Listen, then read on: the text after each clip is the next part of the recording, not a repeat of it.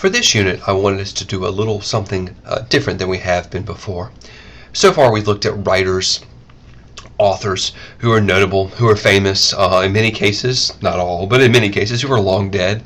And instead, I want us to take a little bit of time to look at some of the writers that are writing right this moment. Now, with that said, many of the last few writers we've looked at are still very much alive and well and very actively writing as well, too. But I want you to be aware of other venues that are out there. A lot of times we think about writers, we think about them producing books. And that being the sole means for us to kind of get their work and have it be our own. But I do want you to be aware of and to take a look at some contemporary, interesting, and in many cases very up-to-date places where you can find writing being done right now by some great writers. So one thing I want to explain real quickly, you see a list in front of you here, and this is just a small list of what are called literary magazines. Literary magazines are exactly what they sound like. They are magazines that focus on literature. And you will see some of these names may not be very familiar to you. You will find that there are some popular magazines, for example, like the New Yorker or Atlantic Monthly, that will include some fiction and some short stories, and even a third genre called creative nonfiction, which is sort of a hybrid blend of nonfiction pieces that have a kind of fiction aspect to them. Quick example of that would be something like writing a piece about your childhood in which you quote people you don't really remember speaking. That's an example of creative nonfiction. Anyway, with that said, there are some notable places that you have heard of, magazines and such, that have poetry and fiction in them. But there are a lot of smaller magazines out there that are doing great stuff, publishing great writers that you may not be aware of. So for this unit, I want you to take a look at some literary magazines that are out there. Take a look at some of the writers in them and get a good feel for what's going on right now in the literary scene. One of the things I'll say about these magazines you see in front of you, I'm going to click on a couple just real quick to give you some ideas of what's out there. But one of the things I'll say about them is many of the writers that we tend to read have had their works appear in these magazines as well, not just in the big magazines like New Yorker and things like that. So what I'm going to have you do in a little while here is take a look at some literary magazine websites at least and see what you can find, what kind of literature's out there. One more thing I should mention. It used to be that literary magazines were exactly what it sounds like, magazines. Actual physical things that you can hold in your hand. And many of them still are. However, more and more of them have either a heavy online component or in many cases are solely online now. So we'll also note to you that yes, by all means you can get your hands on some actual real magazines, but there's also some, not unreal, that would be unfair, some electronic versions of them as well too. So I'm going to give you a mix of both real quickly. If you take a look at my list here, the first one is the Baltimore Review. I'm just going to click on it and pull it up real quickly. Just show you a couple things about it. All I'm doing here is I just want you to be aware of what's out there, and then I'm going to give you some time as your assignment is to kind of go out and find some things. This is the Baltimore Review out of, you guessed it, Baltimore. And if you look to the left over here, you will see got the index creative nonfiction, what I just mentioned to you before, fiction and poetry. Why don't I click on poetry for the sake of argument here, and you'll see a poem comes up, Proposing to Dickens by Sally Rosen Kindred. You may choose to read her piece if you want, and by all means you should. You can also click in and kind of see a little bit about her as well too, who she is, what she's done, also, as many writers do, where else she's been published, by the way, other literary magazines, Blackbird, Quarterly West, and Line Break. But let me go back one. You can also check out somebody else's. These are the writers here and a little bit of their piece that you can click down through. Let's pick on this one for a second here. Let's see what we got. The Moment of the Fall by John A. Naives. I'm going with Naives. And then here's his piece that you can read, think about, and in this case he's actually got a little comment to go on it as well too. But there's some good stuff being done out here, and Baltimore Review is an example of a good magazine doing good stuff as well.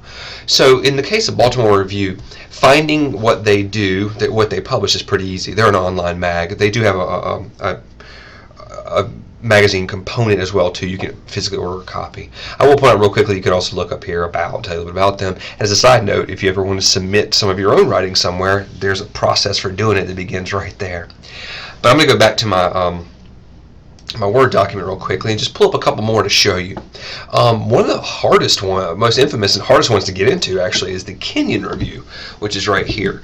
We'll see the Kenyon Review pull up real quickly. Kenyon Review is mostly online. Is mostly a physical magazine. That's where a lot of their pieces go. But you will see up here KR Online, which is their online component.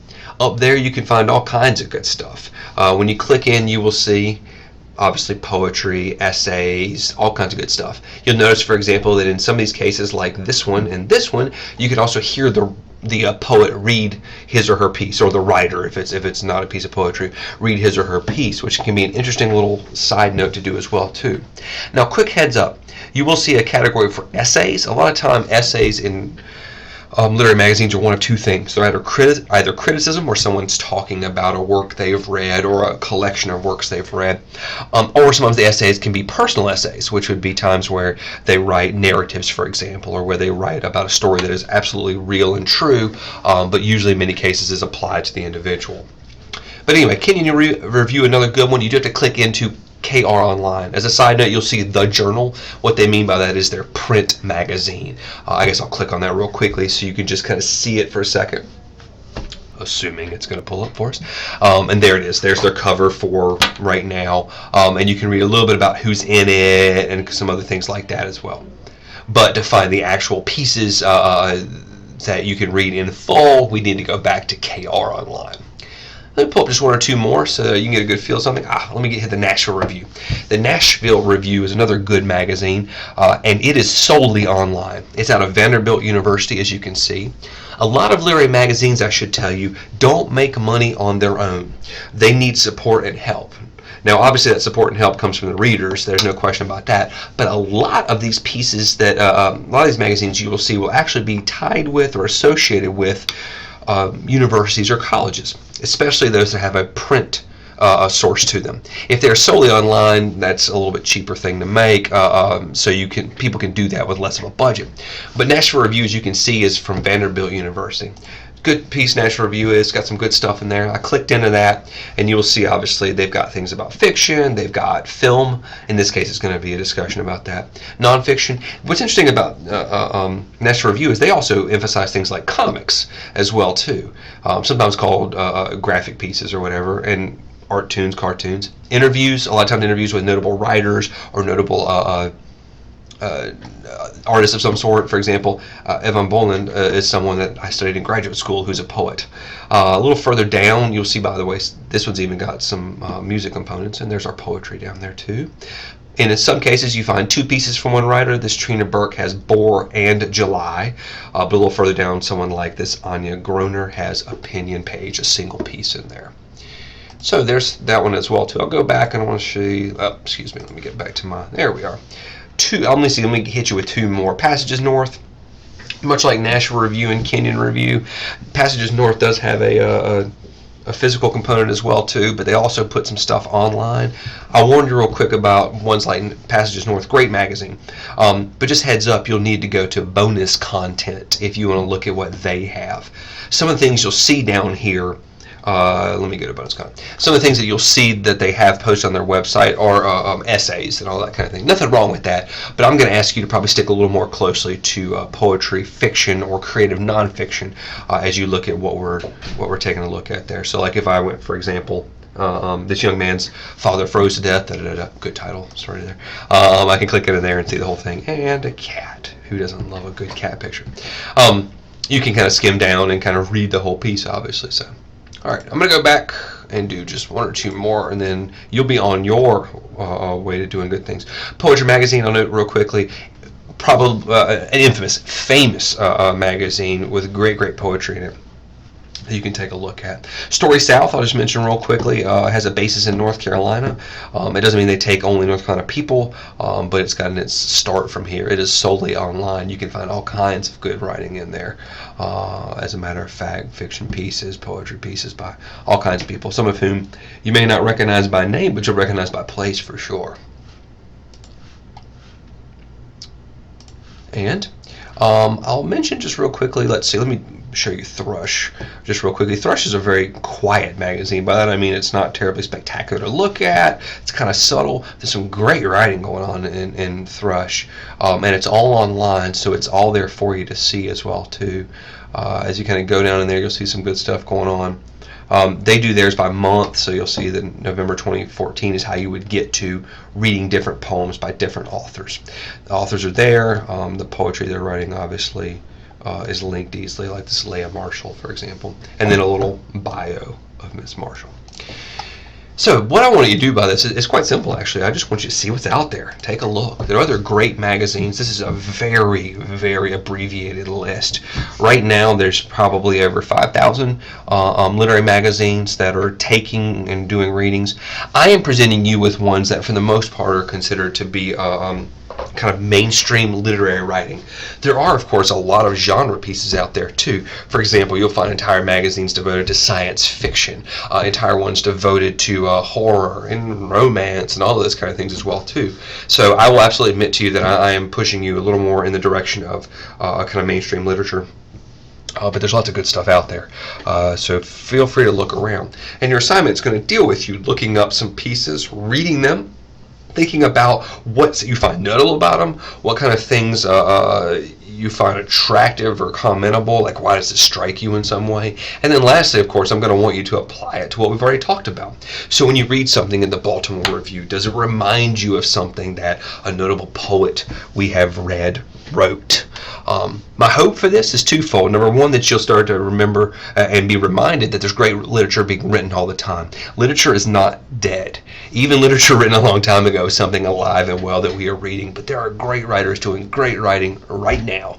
And there'll be great writers doing great writing always, I would argue. Sometimes you just have to find where they are. And literary magazines are a great, great place to find them. Also, practically speaking, lots of great writers start in literary magazines. They get small pieces published there, poems, short stories, that kind of thing, and then they sort of build up to a book.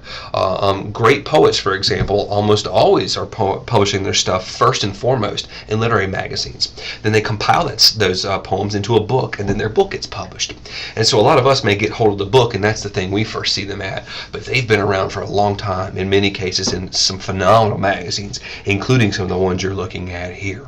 So enjoy looking around the literary magazine culture that's out there. I will note too, you're going to find all kinds of readings. You're going to find all kinds of wonderful pieces. You're going to find some pieces that are going to perhaps shock you a little bit, surprise you, use some vocabulary you don't use a whole lot, at least in front of the family. That's okay too.